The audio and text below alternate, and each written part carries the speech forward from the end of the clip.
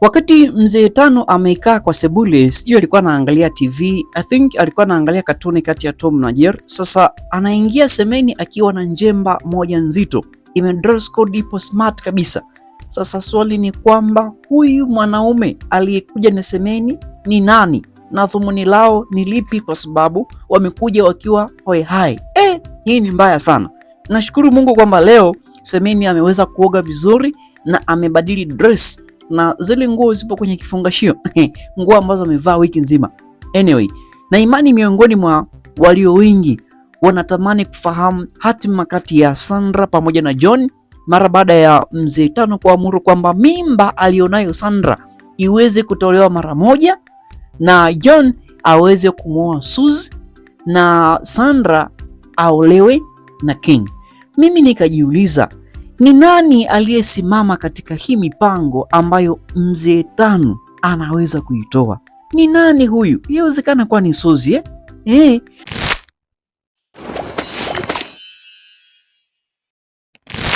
kwa sababu anayoyazungumza mzee Tano kwa upande wa Suzy yamekuwa kama ni dhahabu. Kwa nini? Walikaa kazungumza mambo gani hayo? Hiyo ni concept ya kwanza yenye mambo mawili ndani yake. Lakini concept ya pili, mpenzi wake na Zumba amekuwa akizungumza na shosti yake kuna katika hii concept kuna watu wamejaribu kufikiria kwani pale chini kuko unasikika sauti ya kiume ikimdirect Naomi azungumze kitu fulani katika maswali ambayo alikuwa akiulizwa. Ile ilikuwa ni directing system, yani unapokuwa unaigiza kupiga simu lazima kuna mtu anakuuliza maswali halafu wewe unakuwa unajibu kwenye simu, kwa hiyo inakuwa ni kama mnafanya true conversation, sawa So wala msiwaze, ni mambo ya kawaida. Sasa kwa namna ambavyo Naomi amefumaniwa na mpenzi wake Zumba ameonyesha kunungunika. Je, mwafaka wa Naomi katika hili ni kurejea kwa mpenzi wake Zumba na kuachana na mzee Tano ama ipoje? Hiyo ni concept ya pili.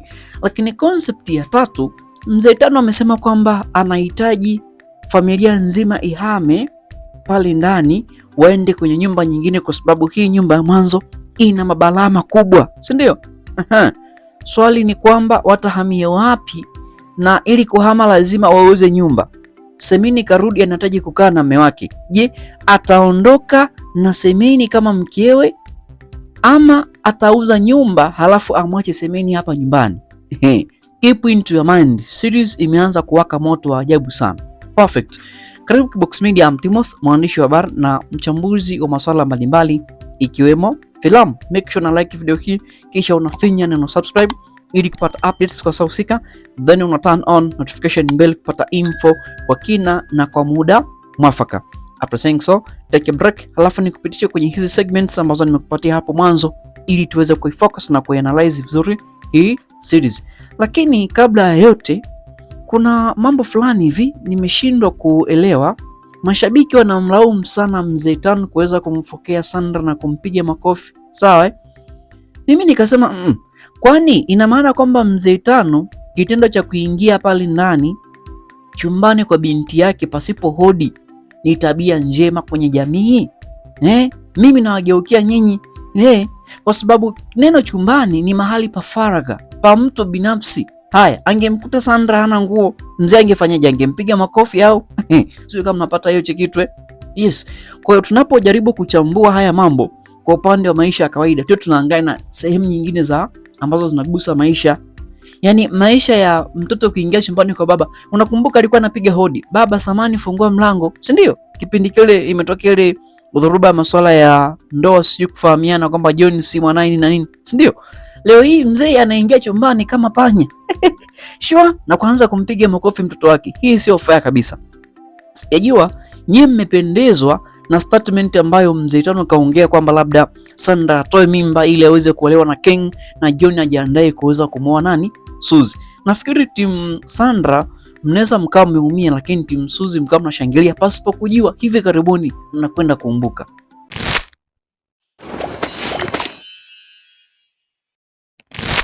Tukianza na concept ya kwanza, huyu ambaye amekuja hapa na semeni njemba ya kiume iliyo dress code smart kabisa nimemtazama kwa muonekano wake as ni kama mwanasheria hivi. Na nimeangalia movements of camera, sijaona mkono wa huu wa kushoto ukiwa umemulikwa. Unajua alipokuwa anaingia wamempiga cut, wamempiga ile ya kifuani kuja juu hivi, kwenye mkono wa chini hajaonyesha. Kwa kuna kitu inawezekana chini ya huu mkono ameshika. Maybe inaweza kuwa ni bahasha. Na kama ni bahasha, hiyo ni bahasha ni yani, hiyo bahasha mimi ni ya kitu gani? Inawezekana hii nyumba ikawa imeuzwa na mzee amekuja kuambiwa huna chako, ama Semeni nikaona tuliachana, lakini mimi pia nina haki ya kuondoka na nini na sehemu ya mali kwenye hii nyumba. Kwa hiyo amekuja na mwanasheria ili waweze kugawana nini mali za mli ndani. Sijui kama mnapata picha ama unaelewa. Mimi nimefikiri hivyo, sijajua wewe kwa upande wako umethink what, lakini mimi binafsi nilivyoitazama kwa makini mzuri nimegundua hilo jambo. Sasa kumbuka, mzee Tano alisema hivi, anahitaji kuhamia kwenye nyumba nyingine yeye na familia yake, si ndio? Right? Na ili aweze kuhama lazima ayuze hii nyumba, apate fedha za kutosha, aondoke anaende kwenye nyumba nyingine, si ndio? Yes. Sasa kama ndivyo, hii nyumba imekuja, inaonekana kwamba kuna mgawanyiko sawa wa mali. Thamani ambayo ya fedha ambayo alihitaji kuipata ili kwenda kununua nyumba nyingine itatoshea, ingawa kuna vitu vinakwenda kupungua. Ni ngumu sana. So machaguo ni mawili. Yaani Sabina na akili sana. Sio kama amegundua. Amekuja na mwanasheria lakini pia amekuja na nguo. Maana yake kama mwanasheria ataona ile concept ambayo imempatia mzee Tano imempiga kichwani, atatoa option ya pili ya kusalia na mwanamke wake pale nyumbani. Na akisalia na mke wake pale nyumbani ambaye ni Semeni hatakuwa tayari kuona John na Sandra wanafunga ndoa, kwa sababu Semeni yupo upande wa nani? Wa Suzi. Sijui kama mnapata hiyo concept. Na kitu kingine ambacho mimi nafikiri kwa sasa kinachopaswa kifuate ili Sandra na John wafunge ndoa ni ushahidi unaomuonesha Suzi akiwa anatoa oda ya Sandra pamoja na Win waweze kuuawa, na huo ushahidi anapaswa apewe mzee Tano mwenye maamuzi. Akipewa tuseme Semeni anaweza asitilie manani sana, lakini pia inaweza kuwa ni possible kwa sababu vita itakuwa ni nzito na Suzi ataamuriwa afukuzwe hapo ndani mara moja. Issue inakuja kwa upande wa Abigail ambaye huu mchongo ameusuka kwa akili zake, na katika kuusuka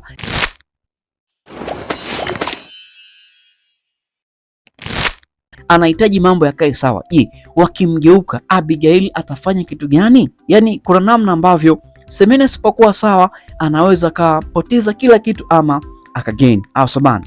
Yes, nafikiri hii concept imekaa smart kwa head. Hasa tuje kwenye concept kuhusu Naomi pamoja na Zumba. Kwa namna ambavyo Naomi amedungwa vitasa vya uso, kuna uwezekano mkubwa akaanza ku think about Zumba na kumfanya kama mzee Tano ni mtu wa karibu ambaye hapaswi kuingilia mahusiano alionayo. Though hivi karibuni mambo yanaweza kwenda kuwa mazito kwa sababu polisi bado wanafanya mchakato wa upelelezi, na sina hakika kwa huruma ya Sandra anaweza sipeleki video ile inayomuonesha Suzi akiwa na mpango wa kumuua yeye pamoja na Win, anaweza akaidak. Kwa hiyo katika kuidak Suzi bado ataonekana kuwa na kiburi kikubwa cha kufanya mabalaa hapa ndani. Issue ni kwamba sijajua kwa upande wa Tina atakuja na kitu gani kingine cha kuweza kumlipua Suzi, lakini nafikiri Suzi atajikaanga mwenyewe. Issue ni kwamba Sandra na John kwa sasa wapo na possibility mbili. Kama Semeni amekuja na nyumba ikaonekana ni kuna mgawanyo wa mali tuseme, yes, na katika mgawanyo wa mali kuna baadhi ya vitu vinaondoka pale ndani. Je, Sandra akisikia atakuwa tayari? Na vipi kuhusu John? Na kama mgawanyo wa mali utakuwepo, maana yake mzee Tano anaweza kumfukuza na John pale nyumbani waondoke na mzazi kwa sababu wameshapewa chao. Sijui kama mnapata hiyo concept. Mambo yanazidi kuwa smart sana. Japo kuna ka concept fulani ambako nikafinyu sana, ila ninawaza kuhusu Win ameondoka na kwenda amechukua nguo zake, amerudi kwa dada yake kule ili waweze kuhama kwenda kwenye nyumba nyingine. Sasa doa limeshaingia na ameshasema mume wake kuna mambo ambayo hayapo sawa. Je, kwa uchochezi ambao Suzy amemwambia Win kwamba kama dada yako ameamua kugombana ama kubishana na mzee kwa namna hii, wewe upande wako hauwezi kugombana na wewe. Kwa hiyo ile statement ni kama imemuingia kwenye head na imeanza kumsumbua kwenye fikra, ni kitu gani kwa sasa anapaswa akifanya au sabana. So mawazo ni mengi na kuna uwezekano mkubwa akaje kurejea kwa mume wake ambako ameondoka, si ndio? Yes. Sasa kwenye maisha kuna mambo ya kujifunza sana. Ninapokuwa na analyze, najaribu kukupatia foreshadow ya vitu ambavyo kwenye maisha vipo kwenye tamaduni zetu za Kiafrika na hata sehemu nyingine vina exist. Kwa mfano, mzee ametamka rasmi kwamba mimba ya Sandra iweze kutolewa, si ndio? Na Sandra amegoma. Halafu John amemshauri Sandra kwamba ile maneno ambayo amemwambia mzee wake ni makali. Sandra akasema kuna saa mtoto akikosea baba anashika stiki na charaza, lakini kuna upande ambao baba akikosea lazima mtoto amwambie ili aweze kujirekebisha. Mimi hiyo statement nimeikubali na nikajaribu kunoa kitu kuhusu watu ambao mtupia lawama mzee Tano kwa maamuzi ambayo anafanya maamuzi kwa shinikizo la Suzy. Kwa nini afanye hayo yote? Hajafahamu ubaya alionao Suzy kwenye hii familia. Vipi kama akipewa video ambayo inamuonesha Suzy akitoa oda ya Win pamoja na Sandra aweze kuuawa, mzee Tano atakubali Sandra atoe mimba? Hii ni ngumu sana, au bana? Sijajua kwa upande wa Semeni kama akiambiwa hivyo na hajapewa video anaweza naye akaunga mkono ili kutimiza lengo la Suzy pamoja na mpango wake na Abigail, kwa sababu amemsaidia ikawa hivyo, lakini mambo ni ya moto sana. Sijui kama unazipata hizo concepts. Yes, kwa tujifunze kwenye maisha mambo kama haya, lakini muda mwingine tu tunajiongeza. Ukimtazama namna ambavyo G alikuwa na zungumza ni kama amemezwa na mshangazi, hakuna kusema, lakini pia mdogo wake naye ni bumbumbu, akipewa pesa anatekeleza vitu, yani ni kama vile haelewi nini cha kufanya. Kwa hiyo kama una akili, mimi ningemshauri tu naye auze nyumba, mshangazi abaki peke yake, maisha mengine yaendelee. Au nyinyi mnasemaje? Mimi nafikiri mpaka hapo nimefika final ya analysis kwa upande wa leo. Tutamit another time. Make sure na like video hii, kisha unafinya neno subscribe ili kupata updates kwa saa husika, then una turn on notification bell kupata info kwa kina na kwa muda mwafaka.